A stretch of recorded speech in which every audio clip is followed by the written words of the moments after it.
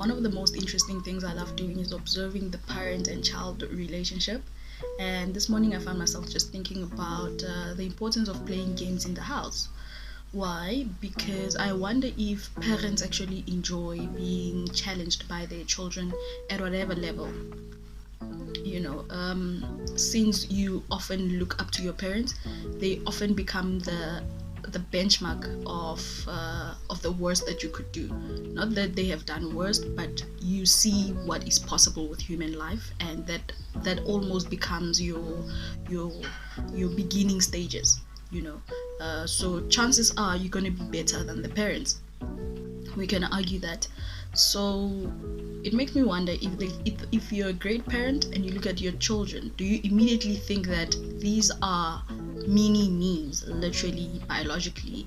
Chances are that they're going to become like me, or they're going to be highly influenced by me in certain things. It might be traits, it might be thinking, it might be how they look, it might be how they view the world and people, and how they interact with other people in the world. We never really know. It really depends on your influence as a parent onto the child.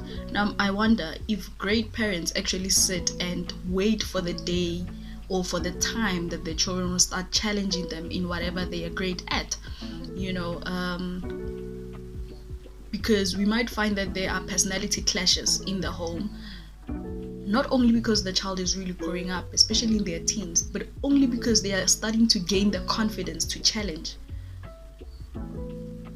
Think about this. If your parent is a good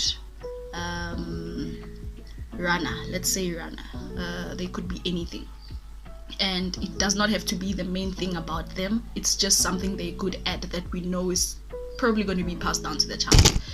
If one day the child says, chances are that they'll be training with their parent now and again, if not always, depending on the leadership of the parent, if they want them to be as good as they are, or if they like to groom them earlier. This applies to business, hobbies, careers, skills and trades, and other things, many other things that's put together to create a character, a human being, a life, a future, a vision, a mind. I wonder if the parents actually are prepared for the day that they'll be challenged by the children, because oftentimes when that time comes, it is looked as disrespectful, as challenging the parent, the older person, challenging leadership.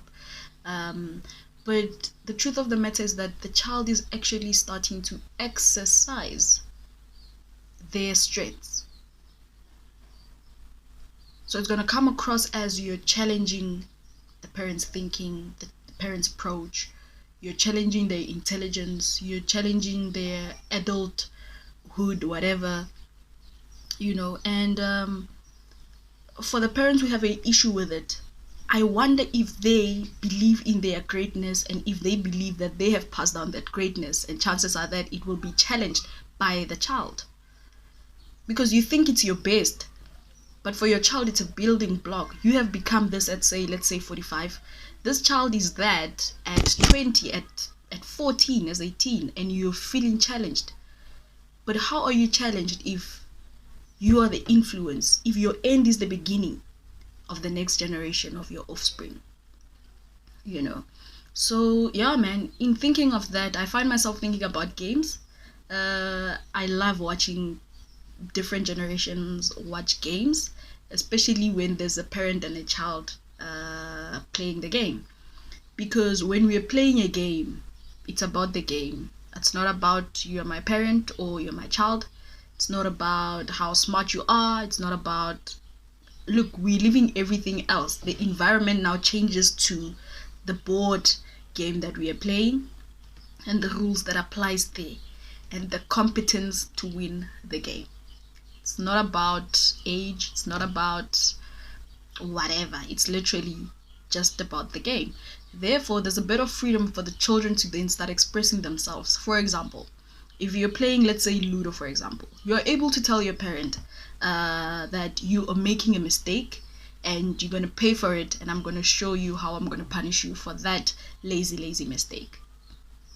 it's pretty heavy. If it was not a game, if your parent were making, let's say, a decision about the family life or something, it's very difficult for the child to say, I think you're making a wrong move, I'd suggest you do this. It's very difficult because they have to go with whatever decision is being made by the parents.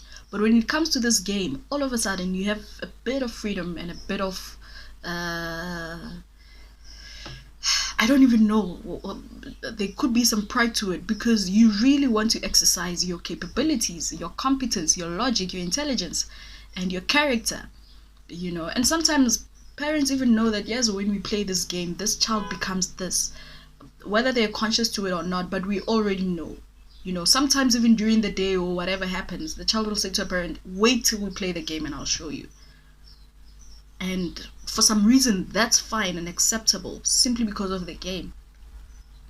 But it's not a culture. As much as a lot of us enjoy playing games with siblings and parents, it's not really a culture to a lot of families to play games together, to have game night dates sort of thing, watch movies, we talk about it, we play games, we talk about it, we share those things. They're not often an intended culture to the family, because I believe a lot in family culture. So some of the things need to be intentional about how we're embedding the specific thing into our family culture, for benefits like this.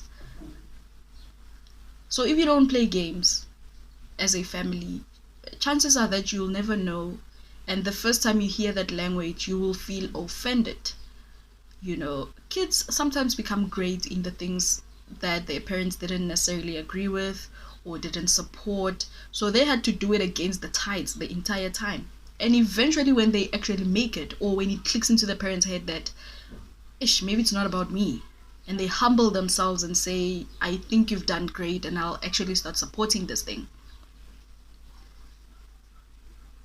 We don't know if that comes from a selfish point of benefit or if it comes from a realization point where the parent realizes that I should allow these kids to be great, even if it challenges my intelligence, my logic, my character, my leadership as a parent, and my wisdom as the elder person with more life experience. So yeah, man, that's all I wanted to share this morning. Please think about it a bit as a parent, maybe reflect on your childhood. Yeah, and let me know what you think, because I personally love kids. I respect them. I think they are functional human beings in their own right, at their own pace and at their own levels.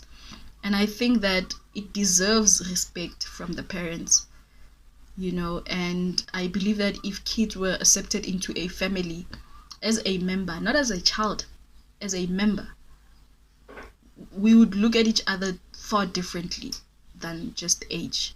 We would look at the competence of building a family, because largely I don't think we talk enough about, never mind in practice, we don't talk enough just about winning strategies of building strong families that don't part from each other, all those things. I'm not sure, but I think it's almost non-existent that parents are intentional, or families are intentional about building unbreakable great families that goes stronger from generation to generation, with pride and strong family cultures, and all those things. So yeah, while we're at that, I'd just like you to think about these things. I think kids are they're very interesting human beings, and you've been a child, you're developing still, as much as the kids are still developing. But certain things are solid in your life, as much as certain views and certain expressions and certain traits are solid in them as well. And yeah, man, I think kids need to be given a lot more attention and a lot more appreciation, and be given courage and a boost to do more of expressing themselves. Because as a parent, I think that's also how you get to find out your child's interest and abilities, and how far they're willing to go with certain things, so that you can support. What if your child is good at debate, it means they're going to debate you and they're going to crush you on a daily, on literally everything and anything, because you are their first platform of exercise. Are you ready for that? For them to be great, they're going to have to probably crush you, and you're going to have to see it. You're going to have to feel it, and you're going to have to be okay with it. I know sometimes when like a parent is a chess player, a good chess player, and they play with their kids, the day that their kids beat them is the day they start respecting their kids a lot more. In saying, I think I've trained you well, you have beat me, you have shown me who's boss now. I think it's time that you go for tournaments or stuff like that. Much better, much better. Much better than being beaten up and started thinking, yeah, oh, so you think you're the master now? I've taught you, and now you're gonna come here beat me up, blah blah blah. Tell them no, it doesn't mean anything that you have beat me up, whatnot. So I think games are a very great exercise to entrench into your family culture, household culture, because it allows the kids to express themselves in a safe environment, that being the board game and whatever rules apply. So stop being a punk, allow your kids to beat you up in whatever the case may be, and cheer them on. They are a piece of you, they're an extension of you. I'd assume that you want them to be greater than you are, of course, but they're going to do it in the house first. If you're uncomfortable, I know usually parents will kick the kids out, because on the grounds that the kids think they are better now, they think they're independent now, they think they are the parent now, and I think it's a very stupid move. So yeah, let me know what you think.